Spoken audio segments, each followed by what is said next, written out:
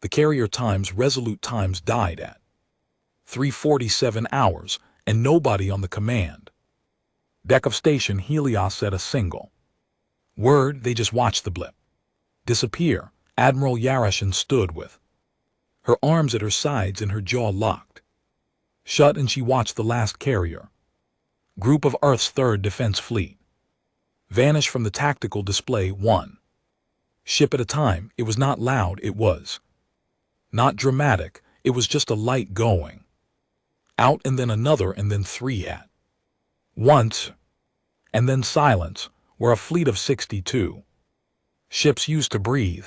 Blip, blip, blip. Gone. Her communications officer, a young man named Reyes, who had not slept in 31 hours, turned from his console and looked at her like a dog looking at its owner after something breaks, like he was waiting for her to tell him it was fixable. She did not tell him that. She walked to the observation window. Instead, Luna sat below them, gray and patient and unbothered, the way dead things are unbothered by the business of the living. The conclave ships were out. They're past the moon's far edge, past the debris field that used to be Admiral Goretti's strike wing, past the wreckage of 3 years of fighting. They were not rushing. They had no reason to rush. They had dismantled 31 civilizations before Earth, and not one of them had made the conclave hurry. Chen pressed 2 fingers to the glass. The glass was cold. She pulled her hand back and returned to her station. Get me Geneva, she said. The bunker under Geneva smelled like recycled air and burned coffee, and the particular human smell that comes from 40 people sharing a space and pretending they are not afraid. The UN Emergency Council had been in continuous session for 9 days. The table was covered in paper. Actual paper, printed reports, because 3 cyber strikes had taught everyone not to trust screens for anything important. Chen joined by transmission. Her face appeared on the wall screen, still in her duty uniform, still with the hollow look of someone who had just watched 62 ships become debris. Director Osei, who chaired the council, did not waste time. The motion is on the table, he said. Conditional surrender to the conclave negotiated terms. We preserve civilian infrastructure. We preserve a portion of the population. He paused. We stop losing people. Room was quiet in the way rooms get quiet when everyone already knows the vote, and nobody wants to be the first to say it out loud. 9 votes for 4 against. Chen was one of the 4. She did not make a speech. She had watched too many speeches die in the last 3 years to believe in them anymore. She simply said what she knew. Their terms have never once produced a surviving civilization, she said. 31 species took those terms. Ask them how it went. We cannot ask them, said a man named Beaumont, representing what was left of the European bloc.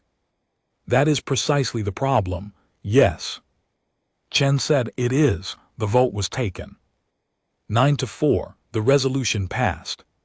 The official record of the session noted the vote, the time, the names of the dissenting members, and in a field marked times additional comments, which most members left blank. Chen's 3-word entry, "We don't kneel." Conclave gave them 6 hours to broadcast formal acceptance of the terms. Those 6 hours were the quietest 6 hours Earth had experienced in 3 years of war.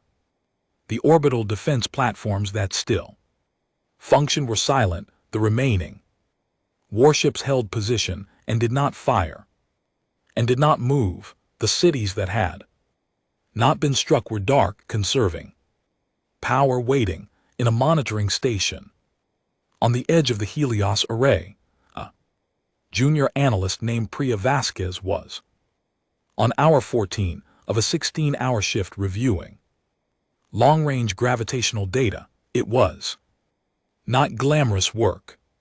It was the kind of work that made your eyes feel like they were full of sand and made you dream in numbers on the nights you actually got to sleep. She was running a standard sweep of the outer system routine. Mechanical, the kind of task a person does with half their brain while the other half thinks about whether there is any food left in the break room. When she saw it, a gravitational anomaly, edge of the system, deep past Neptune, past the scattered disk, out in the dark where nothing was supposed to be. It was not large. On her display it was a small irregularity, the kind of thing that gets generated by instrument drift or cosmic background noise or a dozen other boring explanations. She almost moved past it. She didn't. Something about the shape of it was wrong. Natural anomalies had a randomness to their edges. This one was too clean, too deliberate, like something very large was hiding behind a door that didn't quite fit its frame. She filed a report, flagged it priority medium, which was the highest she was authorized to flag anything without supervisor approval, and her supervisor was in the middle of the surrender transmission prep and had told her 14 times today not to interrupt unless something was on fire. She sent the report to the queue. The queue was 847 items long. She went back to her data. The conclave's supreme legate was named Vorson, and he had done this 31 times. He stood on the command bridge of the carrier times ascendant principal times and looked at the tactical display of the Sol system and felt the particular mixture of efficiency and boredom that came from a task repeated without variation. The humans had been interesting briefly. They had lasted 3 years longer than the projection models expected. Their tactics were unorthodox in ways that had required him to adapt twice, which was more than any previous species had managed. But they had reached the end. They always reach the end. His communications officer informed him that the 6 hours were nearly elapsed and no formal acceptance had been transmitted. Vorson noted this without expression. He had not expected acceptance. He had learned over 31 iterations of this process that some species needed the clock to fully expire before the weight of reality settled on them completely. It was a psychological mechanism. They needed to feel they had held on until the very last second. As if the second mattered, he gave them the full 6 hours and then 30 minutes more, because he was not without patience. When the transmission came, it was not what he expected. It was not a capitulation. It started with a fishing village on the coast of Iceland. An old man standing in front of a camera. Someone had propped on a boat railing. The sea gray and heaving behind him. He spoke in a language the translator identified as Icelandic. He was not a politician. He was not a soldier. He was a man who had survived 3 years of war by being stubborn and who had something to say. He said no.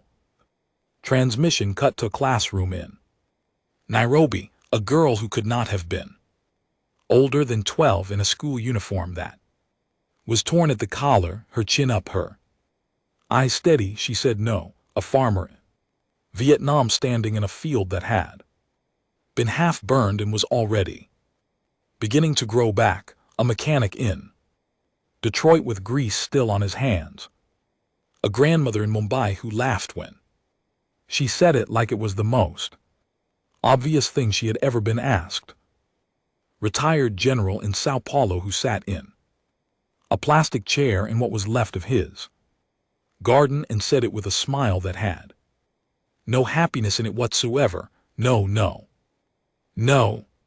The transmission had been stitched together by Earth's remaining communication relays over 4 hours. It had no single author. It had no organizing committee. It had no official government backing because the official government had voted 9-4 for surrender. It was just people from everywhere that still had power and a camera saying the same word in 300 different languages. It ran for 40 minutes. Vorsen watched it once. He watched it again. His tactical officer stood at his station and said nothing, because the tactical officer had learned in 7 years of service under Vorsen that there were moments when speaking was the wrong choice. This was one of those moments. Vorsen watched it a third time. He was not sure why.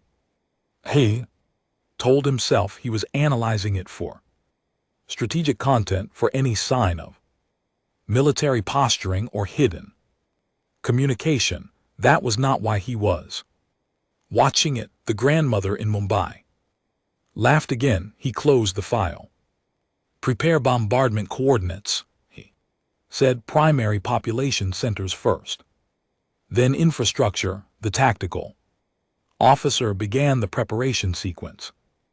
At the edge of the Sol system, past Neptune, past the scattered disk in the deep dark where Priya Vasquez's unread report sat in a queue of 847 items, the gravitational anomaly began to move.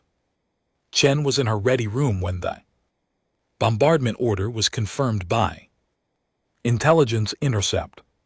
She was sitting at her desk with a cup of cold coffee and a report she was not reading, and the notification came through on her command screen, and she read it and set the coffee cup down very carefully, like she was afraid of spilling it, which was not something she was actually afraid of.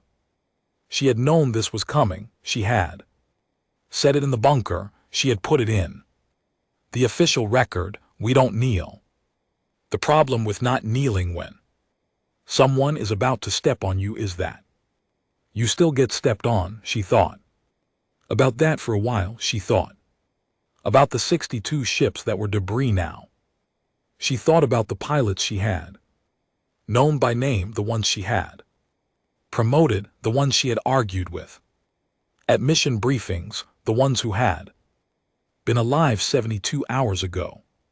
She thought about Admiral Goretti, who had gone out with his strike wing into a wall of conclave fire and bought Earth 11 days with his life and the lives of everyone who flew with him. 11 days, that was what it cost. She did not cry. She had cried in the early months of the war, when each loss still had its own shape. 3 years later, the losses had accumulated into something too large to cry at individually. It was like trying to cry at a mountain. She stood up. She went back to the command deck. Status, she said. Conclave Vanguard is repositioning into bombardment formation. Ray said. 200 ships. Estimated first strike on Earth in 4 hours 14 minutes. Our assets. Ray's looked at his screen like he was hoping it would say something different than it had 5 minutes ago. It didn't. 3 frigates, Cayton, Sao Paulo. Endurance, carrier times Honshu. Operational at 40%. 11 repurposed mining vessels with rail guns fitted. He paused. And us, Station Helios was a command and monitoring platform, not a warship. It had point defense systems and 2 missile banks that were down to 30% capacity. 14. Chen said. 14, Ray's confirmed. Against 200, she stood at her station and looked at the tactical display. The conclave formation was clean, professional, arranged with the kind of precision that comes from doing something so many times it becomes muscle memory. They had done this 31 times. They knew exactly how it went. Behind her, a secondary alert chimed on a low priority monitoring screen. An automated update from the outer system sensor array flagged escalating. Report that had been sitting in the queue. Nobody looked at it. Chen leaned over the tactical display and traced the conclave formation with one finger, not touching the screen, just following the shape of it. 200 ships. She had 14. She thought about the fishing village in Iceland, the old man in the gray sea, the 12-year-old in the torn uniform. She straightened up. All hands, she said, into the ship-wide channel. Her voice was level in the way water is level, not because nothing is underneath, but because everything underneath has found its balance. The conclave is moving to begin orbital bombardment of Earth. We have 14 functional assets in 4 hours. I'm not going to tell you we can win this. I'm going to tell you we are going out there. She paused. That's all. She clicked off the channel. Reyes was looking at her. She looked back at him. Plot intercept courses, she said. All assets at the edge of the solar system. The gravitational anomaly was moving at a speed that should not have been possible for anything with mass. It was moving the way a stone moves when it has been held for a very long time and finally released. It was moving like it had somewhere to be. Priya Vasquez's unread report item 211 of 847 inches. The queue, still unread, still waiting, had a subject line that said in plain technical language that a gravitation signature of unknown origin and significant mass was accelerating toward the inner system. The queue had 636 items ahead of it. Nobody read it. Outside, the conclave fleet kept moving. And in the dark between the stars, something old and patient and full of a debt that had been building for 40,000 years came burning toward the Sunday. The frigate times K-ton times launched from its dock at station Helios 18 minutes after Chen gave the order, and its captain, a stocky Pakistani woman named Fatima Raza, who had been a cargo hauler before the war and a warship commander for 2 years and 6 months and 4 days, watched the station fall away behind her and thought about rice.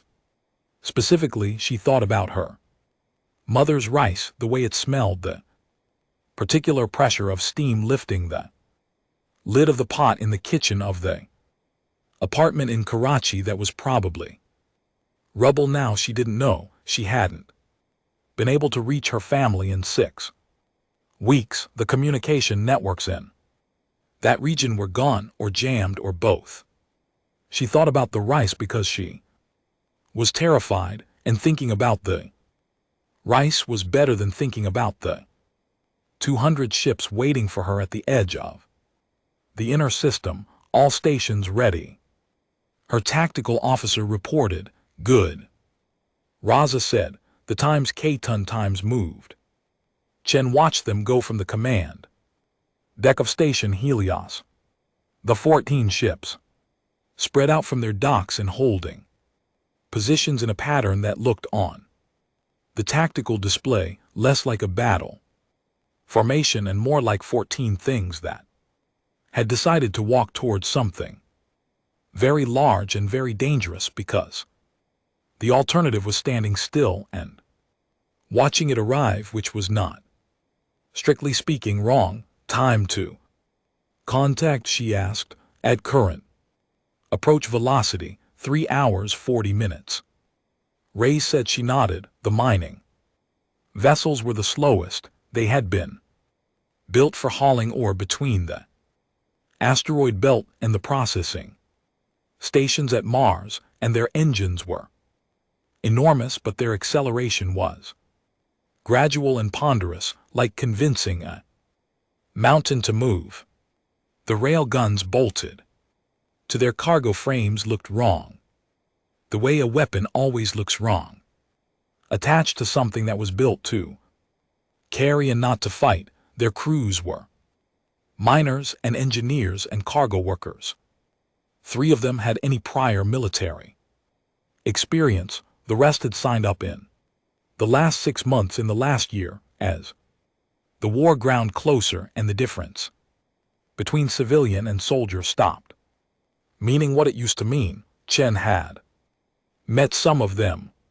She remembered a cargo engineer from one of the Mars stations who had shaken her hand in a docking corridor and said, with the flat certainty of someone stating a fact rather than making a decision, "They're not getting to Earth while I'm still flying." He was out there now, one of those slow, enormous mining haulers moving toward 200 conclave warships. She looked away from the display. She had learned in 3 years not to count. The conclave vanguard detected the incoming Earth forces with no particular concern. Vorsen's tactical officer reported the intercept course of the 14 remaining human assets listed, their classifications, and projected the engagement outcome in numbers that were effectively 0 on any scale the conclave used to measure military significance.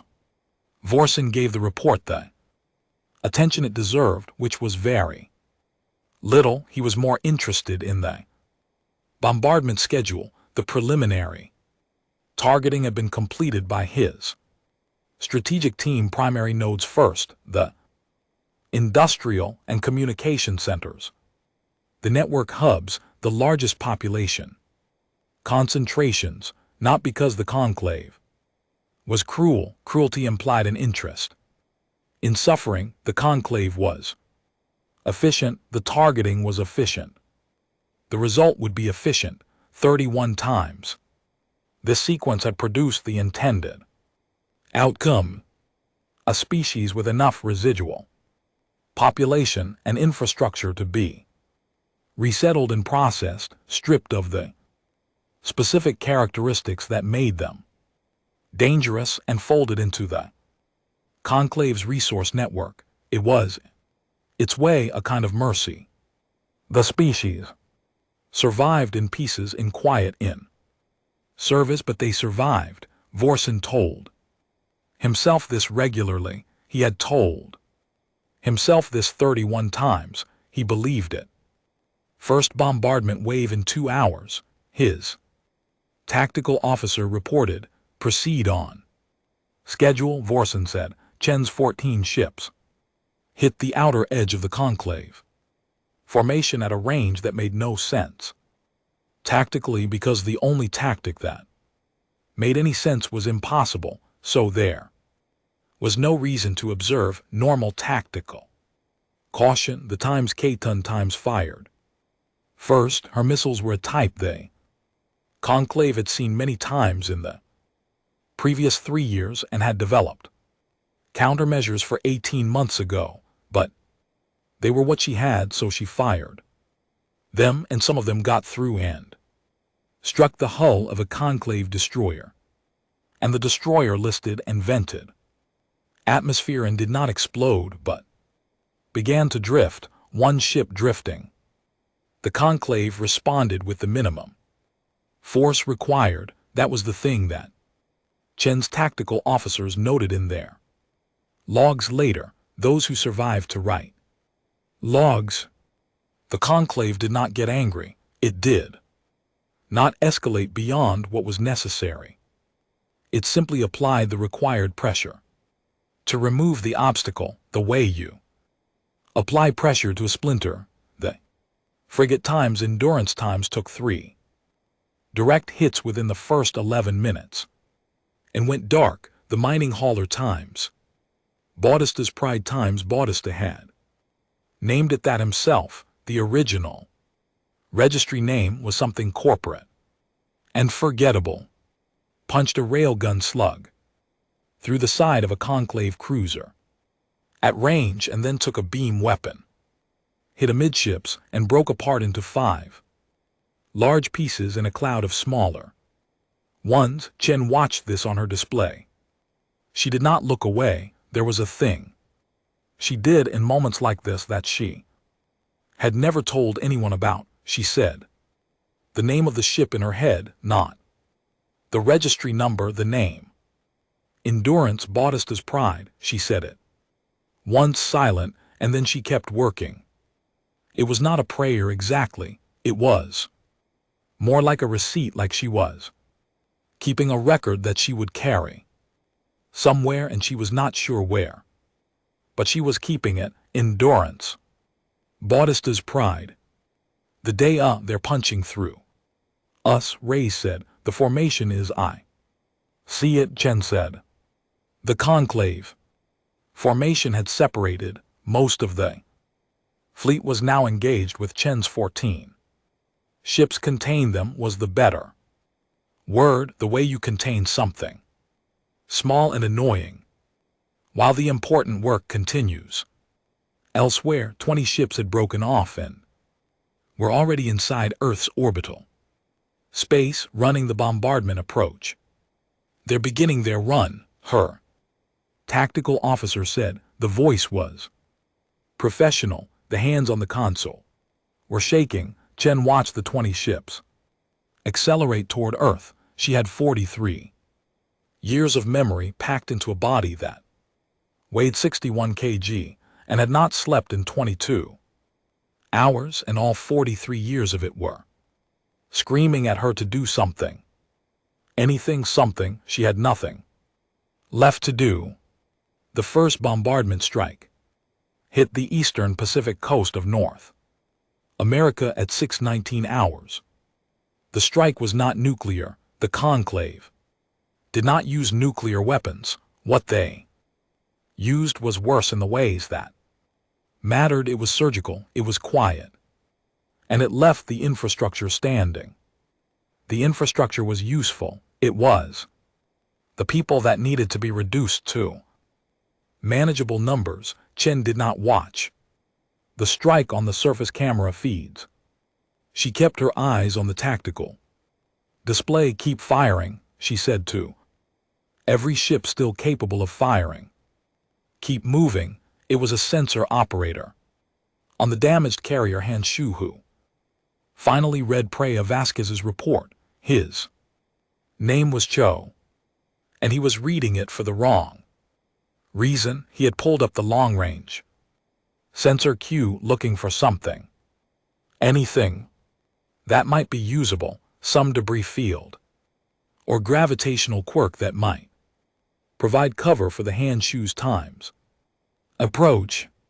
And he was scrolling through items at speed because there was no time, and he almost scrolled past it. He stopped. He read it again. He read it a third time, and his hand stopped moving, and he sat very still, in the way people sit very still when something has happened to the part of their brain that manages movement. The gravitational anomaly Vasquez had flagged 14 hours ago was no longer at the edge of the system.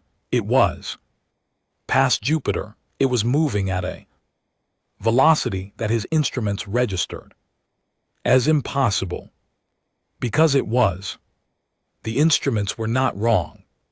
Something with a gravitational signature equivalent to approximately 2 million metric tons of mass was moving through the inner system at a speed that violated several things Cho had been taught were not viable. He looked at the shape of the signature again. Not an asteroid. Asteroids didn't move like this. They didn't decelerate. They didn't adjust their approach vector in real time the way this thing was adjusting. Subtly, by small degrees, like something that knew where it was going and was lining itself up with precision. He opened a channel to station Helios. "Admiral Chen," he said, "we have something on long-range sensors." Chen looked at the data Cho transmitted and said nothing for a long moment. Something was coming in from the outer system past Jupiter now, moving vast, moving with intent, moving in a way that nothing she knew how to classify moved. "Can we identify it?" she asked. "No classification match in any database," Cho said. "Human or captured conclave." She looked at the shape of the gravitational signature on her display. It was enormous. "Is it heading for us?" she asked. There was a pause. "No, Admiral," Cho said. "It's heading for them." She looked up at the main display. The conclave formation, 200 ships, 20 of them currently executing an orbital bombardment of Earth. She looked back at the anomaly. It was past Jupiter and still accelerating. Ray's turned from his station and looked at her. His eyes had a question in them that he did not know how to put in words. She saw it and she did not have an answer for him. So she did what she always did when she did not have an answer, which was to find the next thing she could actually do and do that instead. "All ships stay in formation," she said. "Keep pressure on the flank." But she kept one eye on the anomaly. It was moving the way things move when they are very certain of something. Vorsen noticed the anomaly 12 minutes later.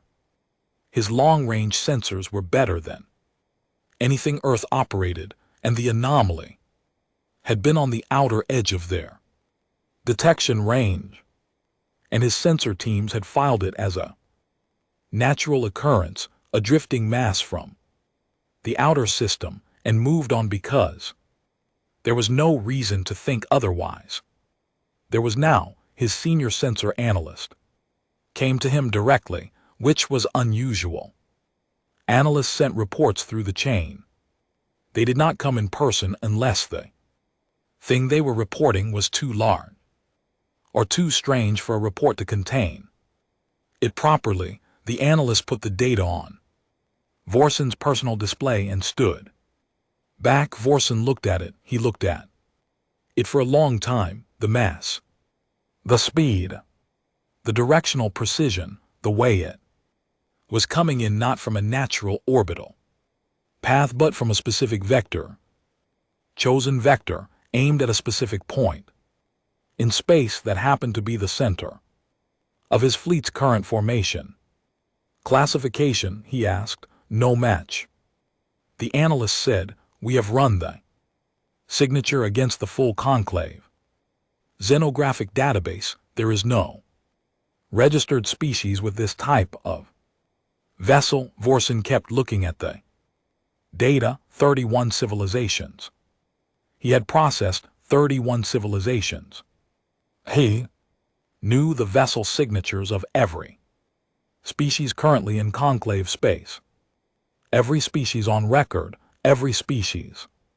She's in the historical database going back 600 years. "No match. Alert the fleet," he said.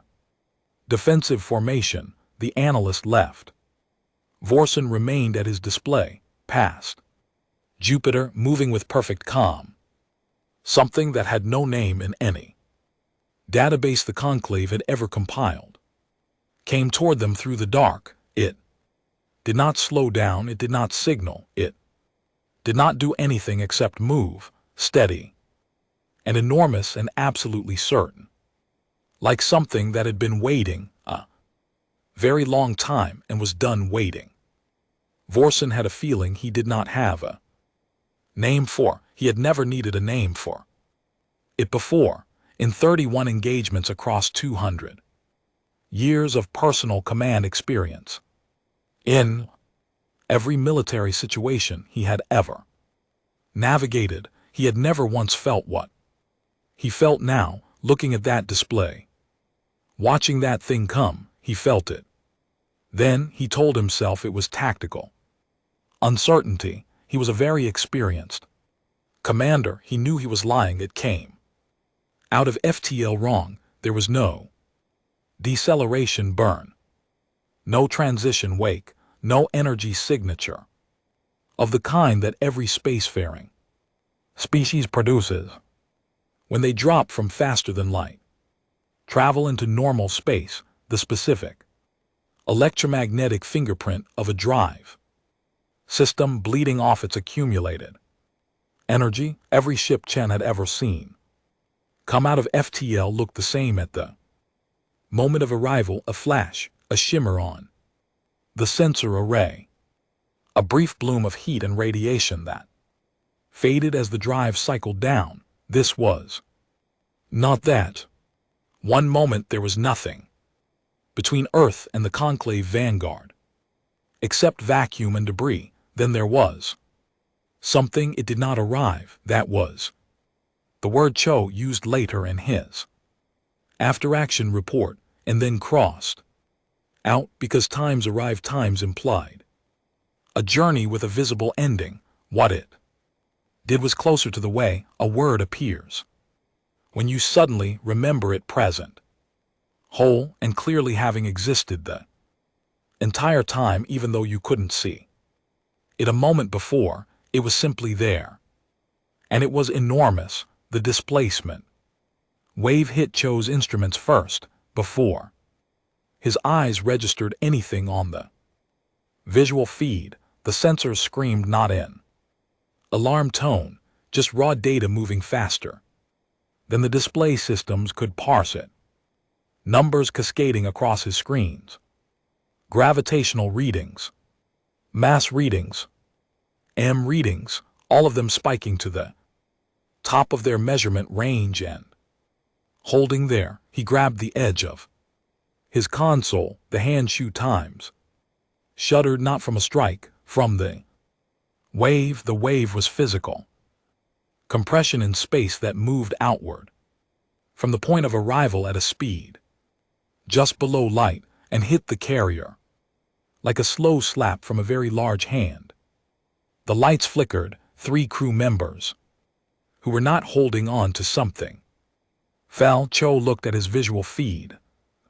Ship sat between Earth and the conclave formation, the way a door sits in a frame, not blocking in the sense of geometry. Space is large, and the conclave formation was spread across thousands of kilometers, and no single physical object could geometrically block all of it. But blocking in the sense of statement, the way a person stands between something dangerous and something they have decided to protect. He tried to measure it. His instruments gave him numbers, and then he looked at the numbers and his brain declined to process them the way a calculator refuses a number too large for its display. He tried again. Same numbers. He leaned back in his seat. He said a word that he would later not remember saying. 3 conclave destroyers on the inner edge of the formation had been in the path of the displacement wave. They were not struck. They were simply pushed, the way a raft is pushed by a wave on a lake, steady and irresistible, and they drifted off their assigned coordinates by 60, 80, 100 kilometers before their pilots corrected on the bridge of the times ascendant principle. Every alarm that Vorsen's ship possessed began speaking. At once, he did not look at the alarms. He looked at the tactical display. The ship on his display had no designation. His identification systems were cycling through the database at maximum speed, running the whole profile, the mass signature, the material composition, readings from his long-range sensors, checking and rechecking against every record in the conclave xenographic archive, which contained profiles of every known vessel, type from every known civilization, going back 600 years of conclave. History cycling, no match. Vorsen. All weapons online, his tactical officer reported. Targeting is having difficulty. Achieving a lock. The whole material the sensors are. Returning inconsistent readings. What? Material, we don't know what it is. Vorsen this without expression. The hull of the ship on his display was not plated in any alloy or composite or material his sensors knew how to read. They were returning the closest approximation they could manage, which was several different answers at once, which meant the answer was none of them. The material was genuinely unknown, not a variant of a known material, not a material the conclave had encountered and classified. Something else entirely. The ship's geometry was the other thing. Most ships look aggressive or passive. Weapons placement and hull design tend to signal intent the way body language signals intent. A ship built for combat looks like a thing built for combat. A ship built for transport looks like a thing built for transport. This ship looked like it had been built to times last. The hull plating was not arranged to maximize weapon coverage or to minimize profile against radar. It was arranged to be immovable, layered and reinforced in the way that ancient structures are reinforced, the way the very old things, the things built before the concept of obsolescence existed, are built not for the next battle, for the next 1,000 years. It radiated the specific arrogance of something very old that has outlasted everything that ever tried to end it. Any signal activity, Vorsen asked. It is transmitting, his communications officer said. All frequencies, broad spectrum. Language. There was a pause, a longer pause than he expected. He turned and looked at his communications officer, who was a conclave species named Velra, 10 years in this post, who had processed transmissions in 47 known languages and had never in Vorsen's experience shown visible distress at her station. She was showing visible distress. The languages. She stopped, started again. I'm running it through the archive. It is giving me a match, but the match is what language? She looked at him. Veil, she said, the bridge of the times ascendant principle. Times went silent in the specific way that a room goes silent, not when nothing is happening, but when something is happening that nobody has prepared for.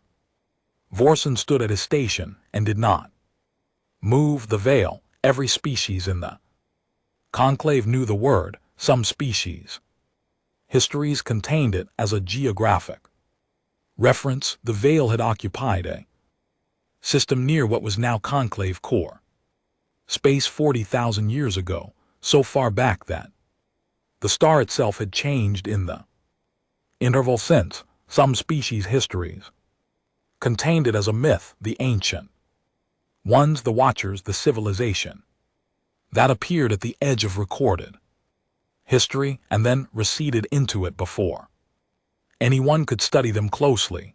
The Velsa, who were among the conclave's founding species, had religious texts that mentioned the veil. The texts were old. The word had not been applied to a living civilization in the time since the Velsa had learned to count. The veil were not a present thing. They were a past thing. They were the oldest name anyone knew applied to something that had gone quiet before. Most current species had achieved basic metallurgy, and one of their ships was sitting between his fleet and Earth, transmitting on all frequencies in a language that the conclave's archive Classified as extinct culture. Terminated, estimated 40,000. Prior full translation, Vorson said. His communications officer's hands moved. Over her console, the archives. Translation subroutine for dead. Languages was slower than for living. Ones it worked from historical. Fragments from texts that later species had found and partially decoded from. Linguistic archaeology spanning thousands of years. It took 3 minutes, 3 minutes in which nobody on the bridge of the Times Ascendant Principal Times spoke. The translation appeared on the main screen. 6 words, the dead is old we remember. Vorson read the 6 words. He was a being of significant experience and rational disposition. He had commanded fleets for 200 years. He had reduced 31 civilizations to manageable states and had done so with the steady certainty of someone who has never had a reason to doubt the outcome. He was not given to alarm. He was not given to superstition or sentiment. He read the 6 words again. On the tactical display, the Veil ship had not moved. It sat between his fleet and Earth with the specific stillness of something that does not feel the need to explain itself through movement. Its weapon systems, if it had weapons which his sensors could neither confirm nor deny, were not visible in any configuration he recognized. The hull gave his targeting systems nothing reliable to lock onto. He had 200 ships. He looked at the shape of that hull again.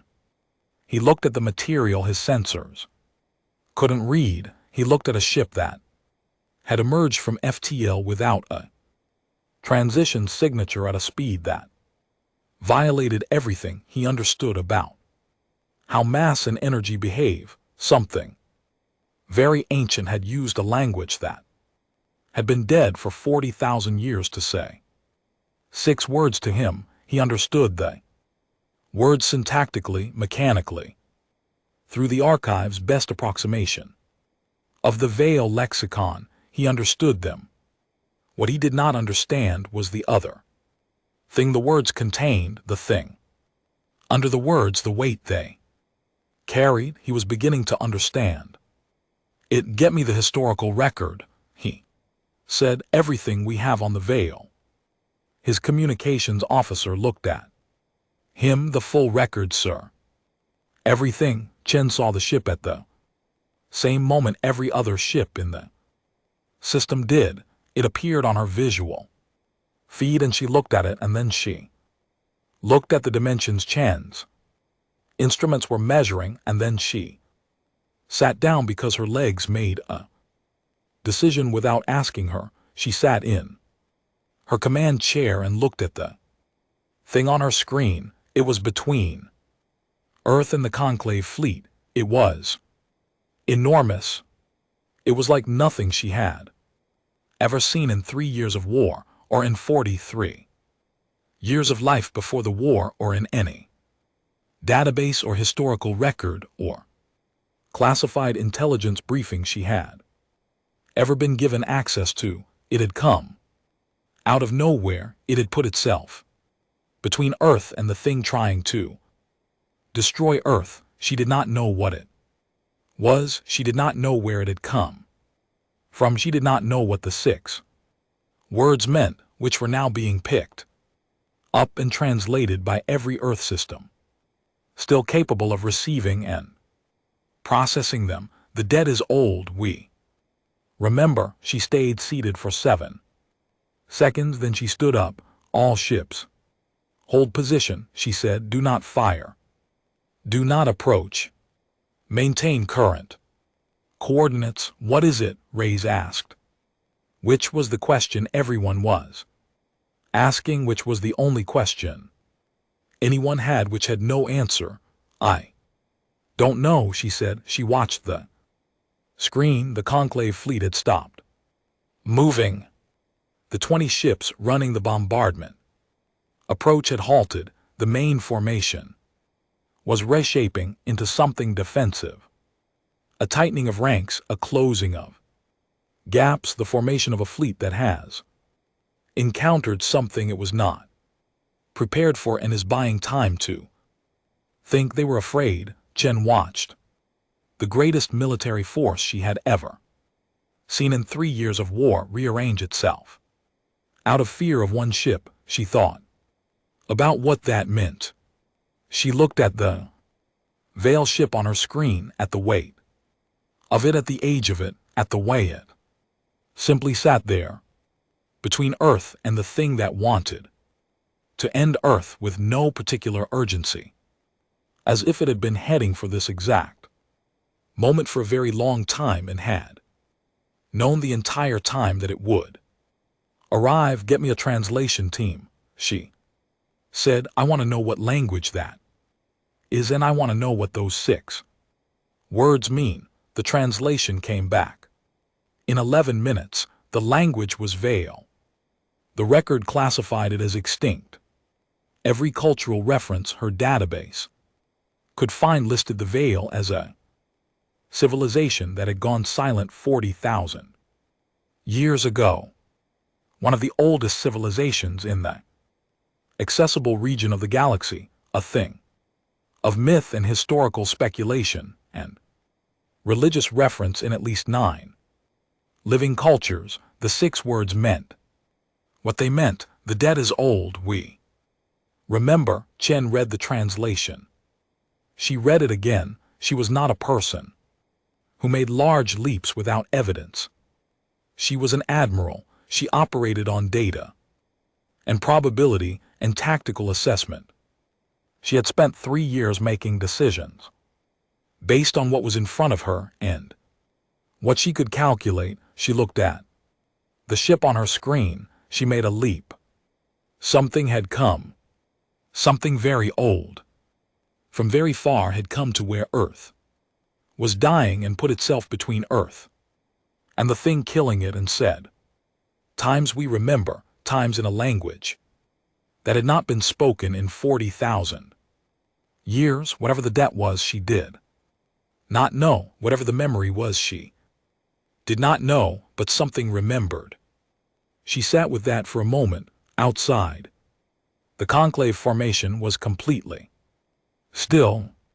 The bombardment had stopped. The 20 approach ships had not resumed their run. The entire fleet of 200 was motionless in a way that Chen had not seen any conclave fleet be motionless in 3 years. The Veil ship broadcast on all frequencies and waited. Vorson read his historical record, and somewhere in the record, in a fragment of an ancient text recovered centuries ago from the ruins of a system that had once been Veil space, in a passage that referenced humanity's ancestors, in a description so ancient that the humans being described were not yet anatomically modern, not yet farming, not yet anything that their own historians would recognize as civilization. He found the debt. He stared at it. He read it again. He was quiet for a very long time. When his tactical officer asked him for the order to engage the unknown vessel, Vorson did not answer immediately. He stood at his station with the historical record open on his display and the 6 words sitting next to it like a hand placed on a table. Steady, unhurried, not threatening, waiting. "Sir," his tactical officer said, "Your order." Vorson closed the record. "Hold position," he said. The tactical officer blinked. "Sir." "Hold position," he said. Clear his throat again. He needed to think. He needed to think about 40,000 years in 6 words and what it meant. That something this old had decided, after this much time, that right now was when the debt came due. He needed to think about that very carefully. Outside, between his fleet and a planet of 8 billion humans who had spent 6 hours broadcasting the word times no. Times in 300 languages, the ancient ship sat in the silence of space and waited. For him to finish thinking, it was in no hurry. It had waited 40,000 years. It could wait a little longer.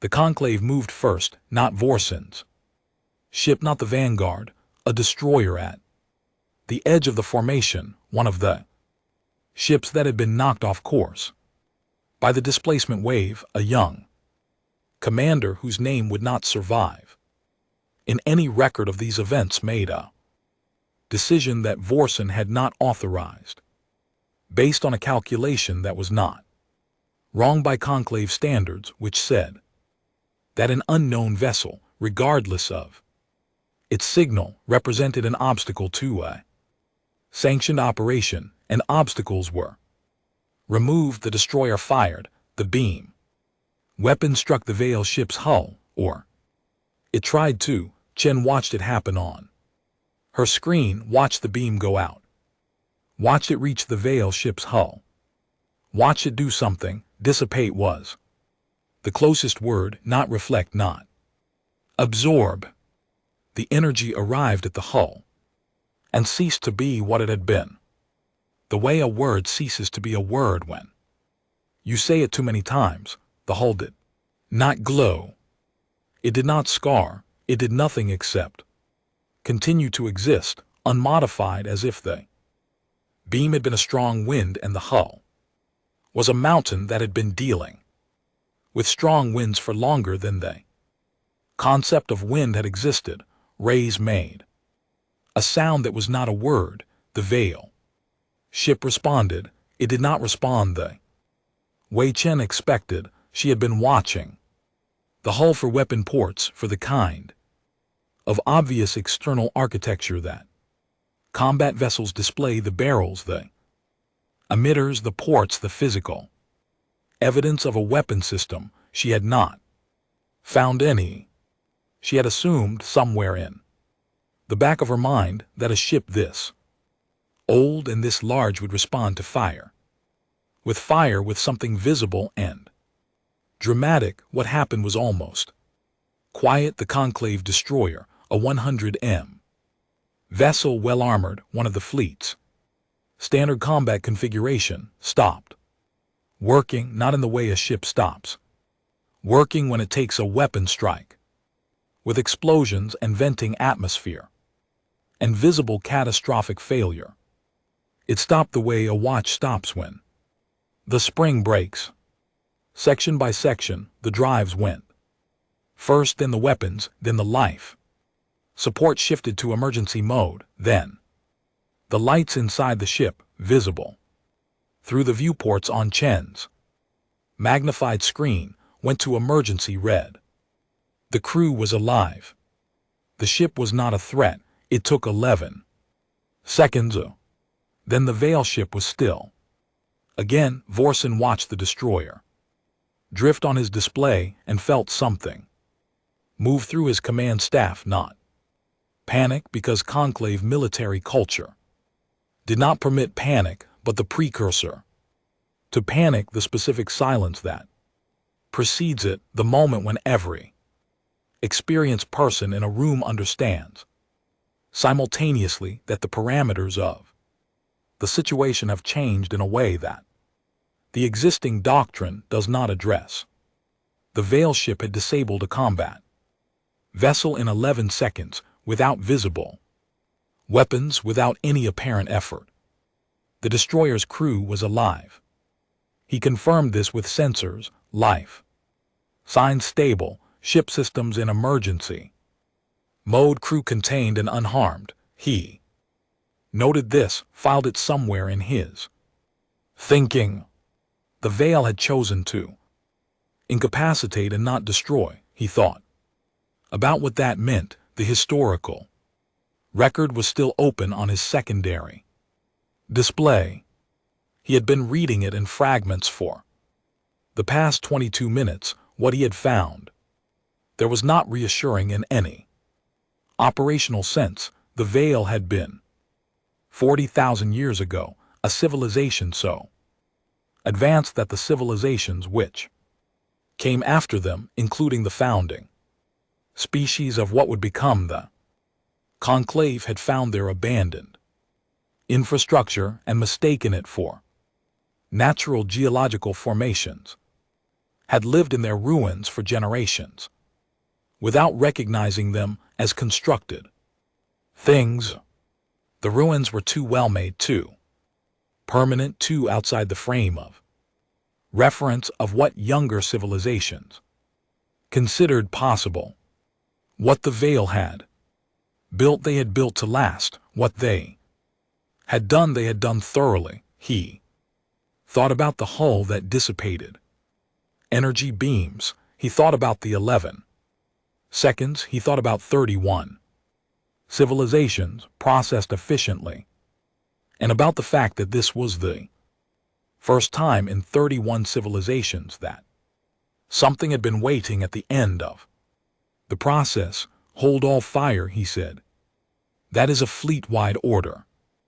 Nothing fires without my specific command. He opened a direct channel to the ship that had fired. The exchange was brief. He then opened a fleet-wide channel and said, in the specific tone he used for orders that were not to be questioned, that the next unauthorized weapons discharge would be treated as a dereliction of command. He closed the channel. He looked at the Veil ship on his display. It had not moved. It had not fired again. It had disabled one ship, responded to exactly the threat presented, and returned to stillness. He thought about that. Then it opened a new channel, not a broad transmission this time, a directed signal aimed at one specific ship in the system. It was aimed at Chen's station Helios. Chen's communication system registered the incoming signal, and she told Reyes to put it through, and he did, and for a moment there was only static, the kind of static that happens when two systems are trying to find a common ground between two very different means of communication, the electronic equivalent of two people speaking different languages and trying to figure out which words they share. Then a voice. It did not sound the way she expected. She had not known what to expect, but she had some instinctive human assumption about what an ancient alien would sound like. Something grand or overwhelming or fundamentally non-human in its resonance. The voice that came through the channel was none of those things. It was an old voice, in the way a person's voice gets old, quieter than it once was, considered, choosing each word the way you choose where to step on uncertain ground. It was speaking in something that was not quite her language, but was built from it, assembled from it, as if the speaker had spent time studying it and was using it carefully. The voice said, "We apologize for the difficulty with translation. We have been preparing for this communication for some time. We ask for Admiral Chen." Reyes looked at her. She looked at him. "This is Chen," she said.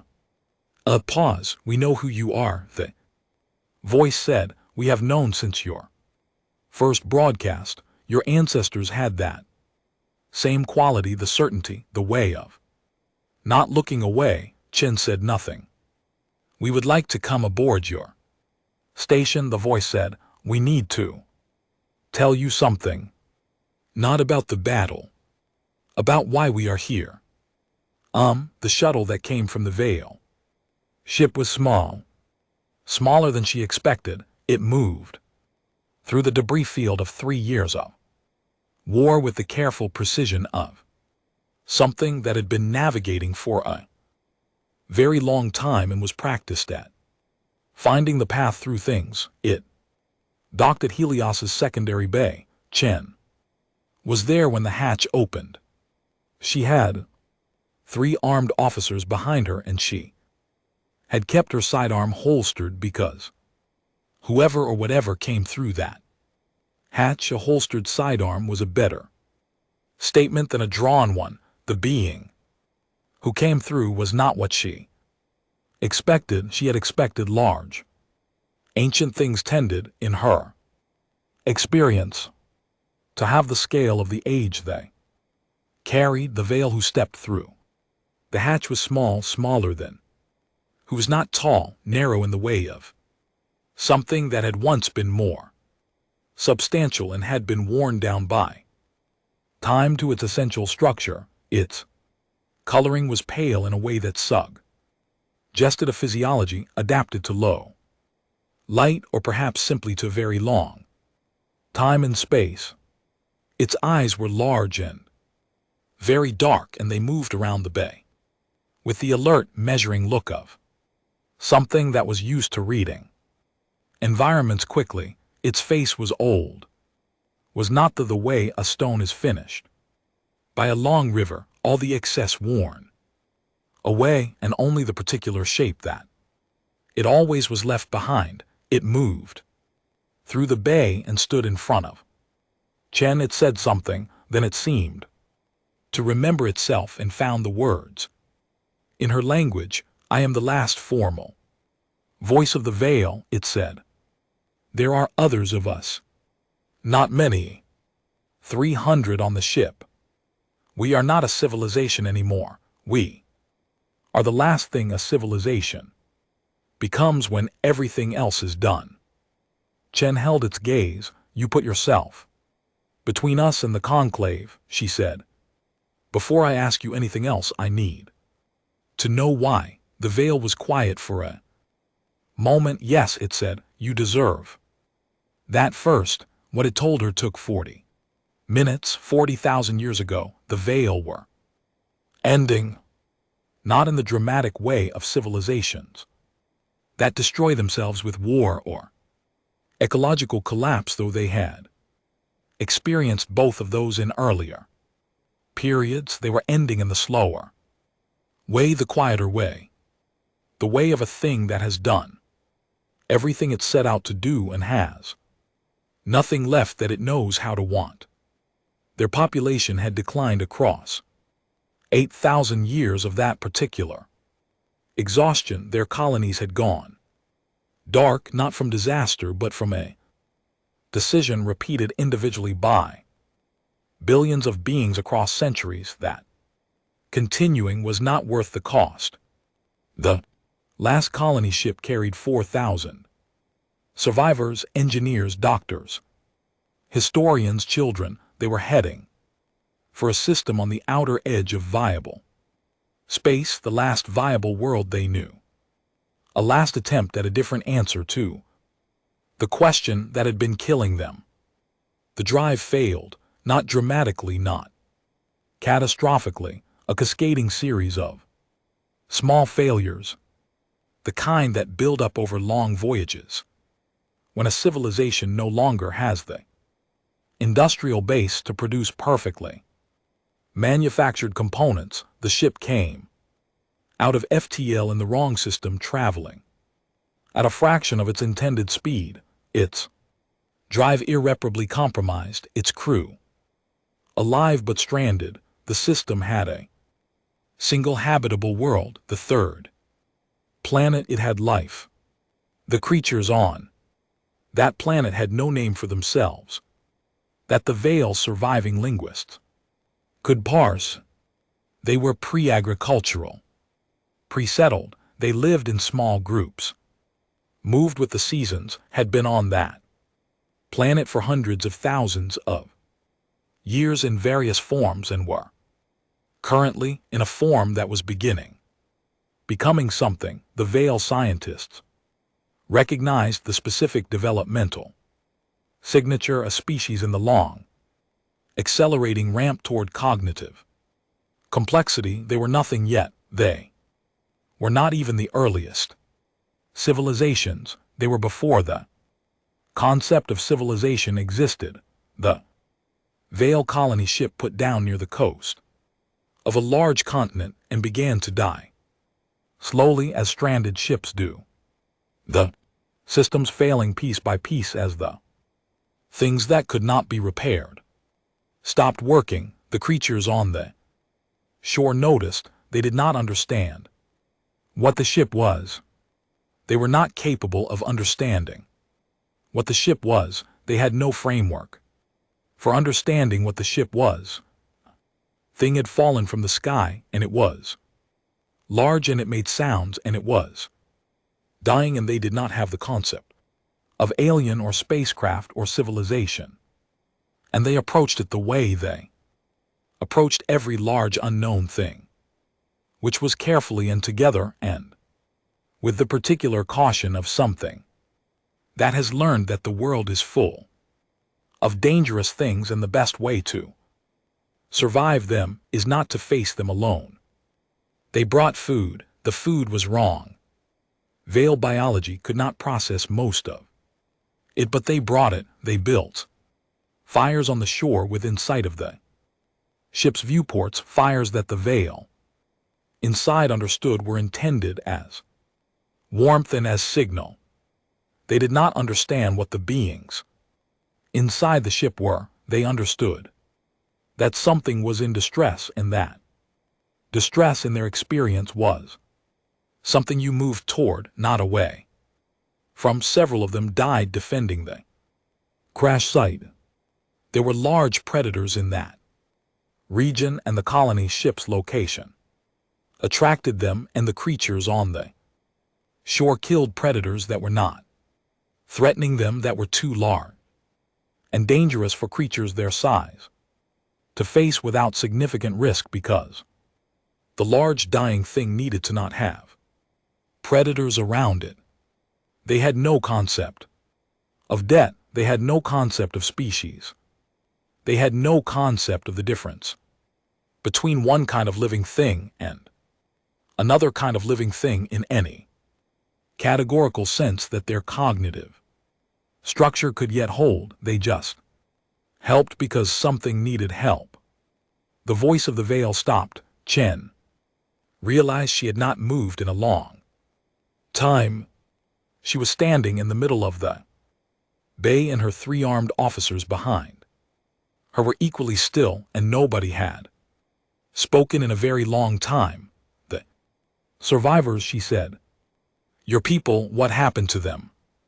They lived, the voice said, not for long by Veil standards, fewer than 300 years, not enough to rebuild, not enough to call for help that could reach them in time. But they lived, and they kept records, and they sent a signal. Eventually, with the last of the ships powered, a pause. We received that signal. It took 11,000 years to reach us and the creatures.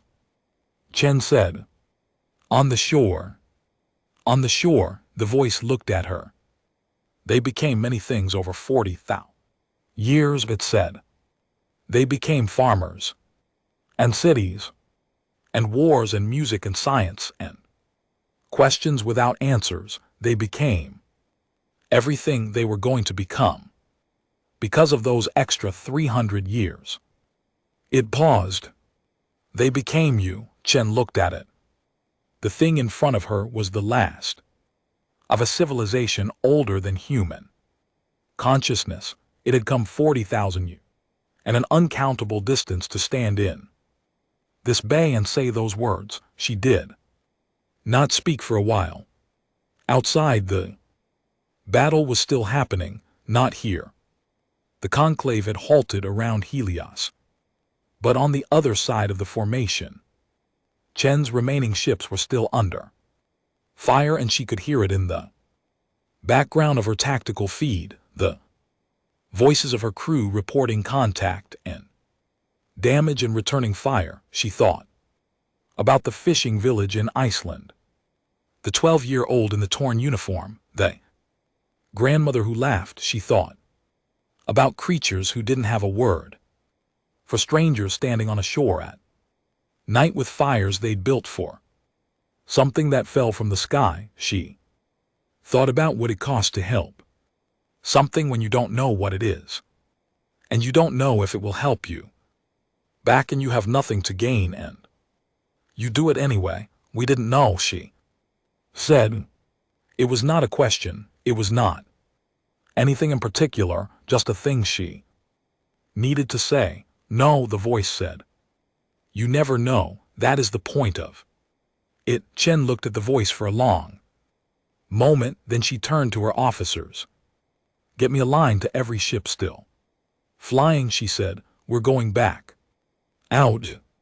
The second phase of the battle was different from the first, not because the numbers were better, the numbers were not better. Chen still had 14 ships, minus the 2 that had been destroyed, and the 3 that were now non-combat, capable due to damage, which left 9, plus the Veil ship, which was in a category she had no prior experience with and no tactical doctrine to address. Against 200, the numbers were still not a conversation anyone would call hopeful. What was different was the conclave. They were not fighting the way they had been fighting before. Before the Veil ship arrived, the conclave had moved through Chen's fleet with the methodical ease of something removing minor obstruction, deliberate, professional, unconcerned, the kind of efficiency that comes from certainty. They had known what they were doing and they had known how it would end, and they had done it accordingly. They were not certain anymore. The Veil ship moved through the formation the way water moves through rock, not destroying, not pressing through by force, but finding the places that were already open and going there, turning the fleet's own careful geometry against it. The conclave ships had been arranged in a formation designed for planetary bombardment, not for engagement with an adversary who had come from the inside of their own perimeter. They adjusted, they tightened, and in tightening they got in each other's way. Chen's 9 ships hit the gaps, not because 9 ships against 198 suddenly became a winning proposition, because chaos is the great equalizer, and the conclave, which had never operated in chaos before, was discovering that the doctrine it had refined over 31 civilizations was built for a situation that no longer existed. The Times, Cartoon Times, ran a pass through the flank of the formation and came out the other side with 2 conclave destroyers following her and one of the remaining mining haulers cutting across her wake and putting a railgun slug through the lead destroyer's drive housing. The destroyer spun, the second one had to avoid it. The mining hauler was gone. A second later, a beam weapon hit that, took off its entire forward section, but it had bought the Times, Cartoon Times, clear air, and Raza used it without hesitating, coming around for another run before the formation could close. Chen watched this from her command deck and said nothing for a long time, and then said, Raza, break right after your next pass. Don't let them cut off your exit. Already planned for it, Raza said over the comm. Her voice was completely level. Chen noted this and filed it in the part of herself that kept track of certain things and then returned to the tactical display. The Veil ship was taking damage. It had been taking damage since the conclave found weapons configurations that produced effects the hull's material could not simply dissipate. The hull was extraordinary. The hull was, by the evidence of Chen sensors, built from something that should not have been possible to build from and should not have been possible to machine into hull plating and should not have been possible to maintain in that configuration for 40,000 years, but it had limits.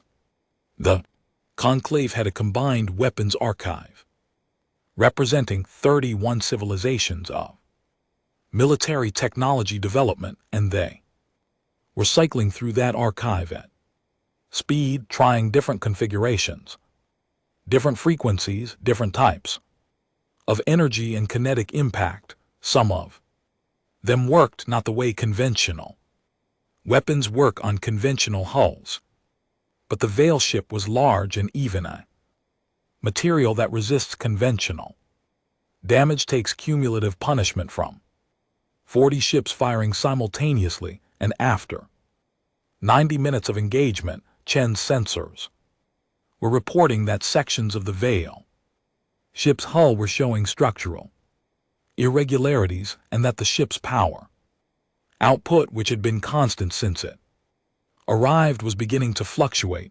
It was not invincible. It had never claimed to be. It had claimed in 6 words to remember a debt. It was paying the debt with everything it had. Vorson watched the engagement from the Time's ascendant principal times and thought about the historical record. He was a rational being. He had always been a rational being. His career, his record, his 200 years of command were all evidence of a mind that evaluated situations on their practical components and made decisions accordingly. He did not do things because of feelings. He did things because they were correct. Historical record was a practical document. It was a fragment of a veil, text recovered from ruins in a system that the Conclave's own founding species had settled without knowing whose ruins they were living in. The fragment, described in the spare and precise language of Veil historical record, keeping the loss of a colony ship and the behavior of the indigenous species of the third planet of the target system. The fragment did not use the word kindness. Veil language had many words that the archive's translation subroutine rendered as Time's kindness, and each of them meant something different. The word in this fragment was the one the subroutine flagged as closest to Time's kindness, given without capacity for calculation. Time's kindness that could not have been strategic because the beings giving it lacked the cognitive framework for strategy in any recognizable sense. They had helped not because they knew what the Veil were or what the situation was or what might come of it. They had helped because something was suffering, and they were present, and helping was what you did. Vorson had processed 31 civilizations. He had seen civilizations that were militarily strong and civilizations that were intellectually advanced and civilizations that had developed extraordinary technologies and civilizations that had built structures of remarkable beauty. He had processed all of them. All of them had in the end made the calculation that survival within the Conclave's terms was preferable to the alternative. He had never, in 31 civilizations, encountered the word the vile fragment used. He had encountered it now. He watched the vile ship take damage. He watched 300 beings spend themselves to pay a debt that no living human had incurred and no living Veil had experienced, and that had accumulated across 40,000 years of silence, patient as the dark between stars. He watched the mining haulers or carriers built for cargo, crewed by people who had been miners and engineers 6 months ago, run passes through his formation with the particular recklessness of people who have run out of options and decided that running out of options is not the same as running out of reasons. He thought for a long time, then he opened a channel to the vile ship. The Veil responded. The communication was long. Vorson spoke, and the vial spoke, and some of what was said was in conclave standard, and some of it was in the recovered fragments of the vial language that the conclave's archive could approximate, and some of it was in the long language of silence between sentences where both parties are considering something that cannot be said quickly. When it was done, Vorson closed the channel. He opened the fleet-wide channel. He gave the order. The conclave fleet began withdrawing from Earth's orbital space at 1142 hours. Not in defeat, Vorson was precise about this in his log, which was precise about everything, which was the only way he knew to keep records. The withdrawal was a strategic recalibration. The conclave did not lose. The conclave encountered a variable outside its existing model and adjusted its timeline accordingly. That was what the log said. What the log did not say: he had stood on the bridge of the time's ascendant principal times and read about creatures who had never seen a star up close and probably never would, building fires on a shore at night for something dying and incomprehensible. And he had felt something in the architecture of his certainty shift, not collapse shift, the way old buildings settle, not destroyed but changed, moved into a different alignment with themselves. He did not know what to do with that. He was not sure it was his to know what to do with. He withdrew the fleet to the edge of the system and opened a channel to what remained of Earth's government. And the message he sent was not short, and it was not simple, but its essential content was this: the conclave's assessment of the human species was being reevaluated. The operation was suspended. The timeline for any resumption of operations was indefinite. The conclave would be watching. He noted in the log that this was the first time in 31 civilizations that the operation had been suspended. He did not note the reason. He was not sure language had the right tools for the reason. He withdrew. The Veil ship held its position in high Earth orbit and stopped broadcasting and went quiet. Chen sensors showed what the quiet meant. The drives were offline, not shut down, not in maintenance mode.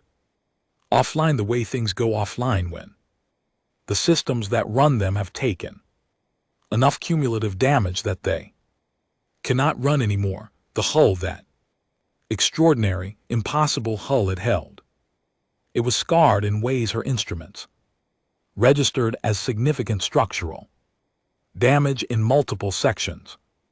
The ship was intact. The ship was not going anywhere. She could see the lights inside the viewports. Emergency power.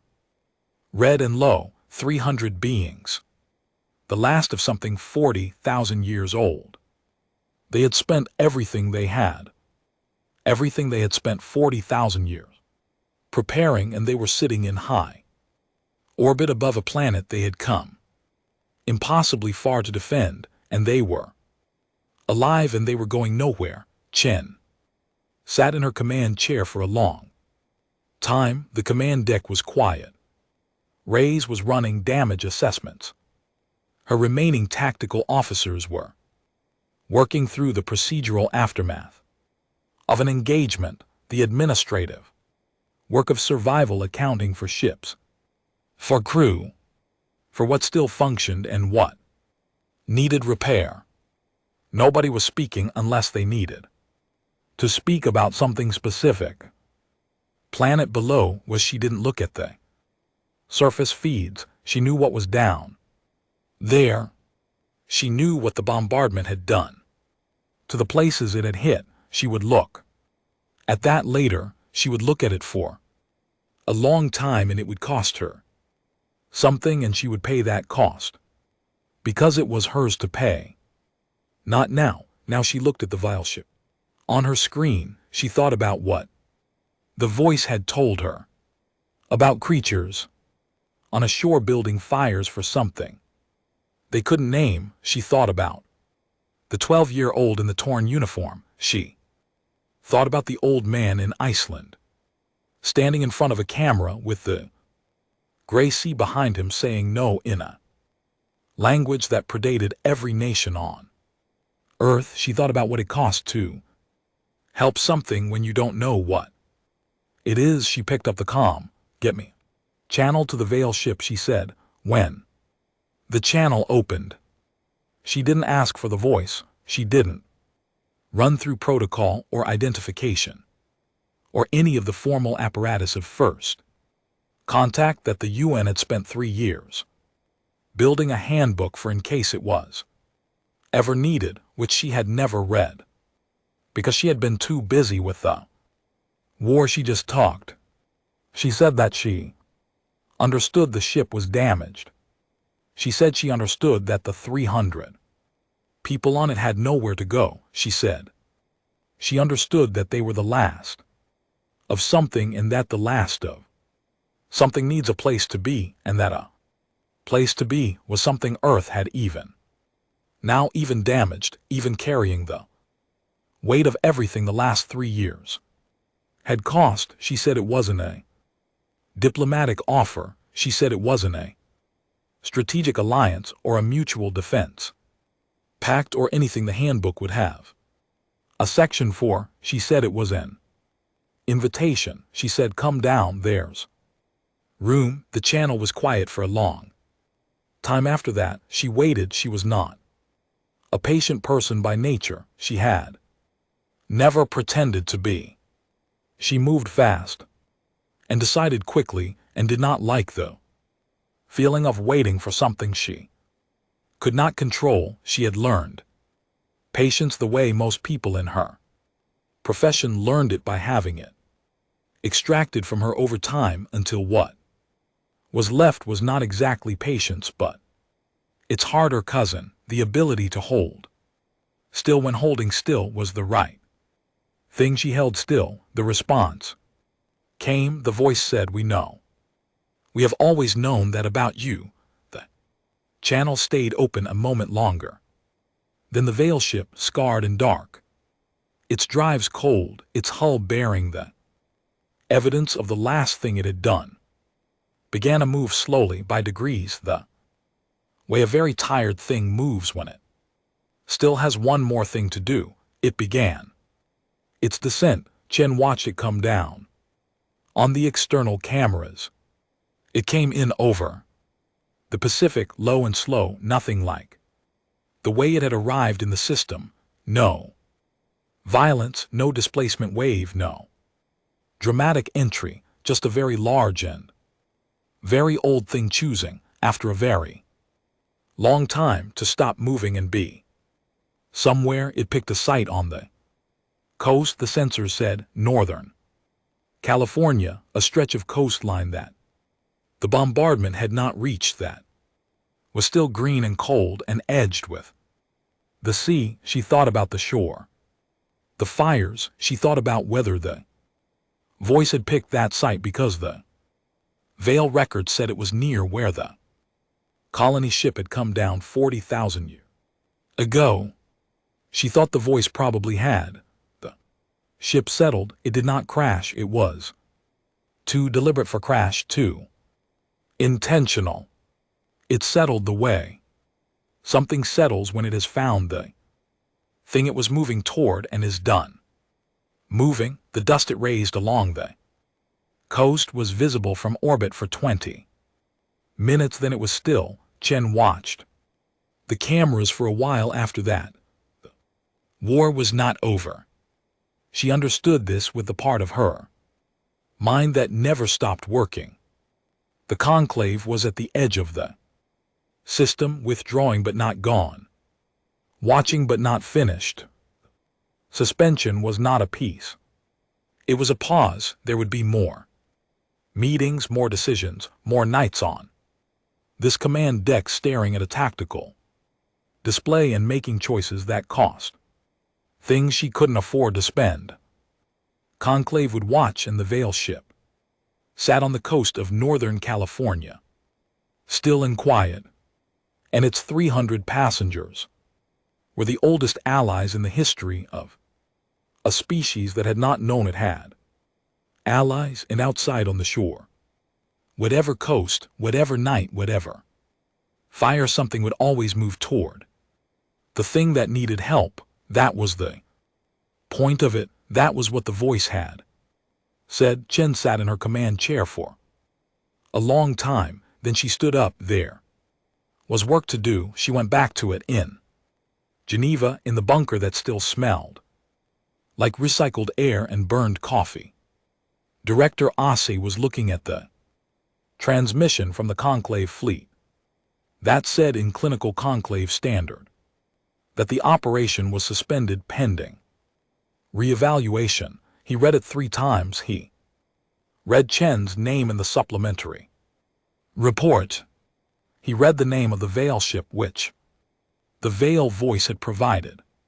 There, returning, he read the casualty figures for Earth's fleet engagement, and then he stopped reading for a while. He thought about the 9-4 vote. He thought about the 3 words in the Times additional comments Times field. We don't kneel. He closed the report. He sat in the bunker under Geneva with the weight of a species still on his shoulders, alive and damaged and stubbornly present. And outside, somewhere, an ancient ship had landed on the shore of the world it came back to pay a debt to, and the debt was still being paid in the way that some debts are paid not once but continuously by everyone who inherits the memory of what was done. He opened a new document.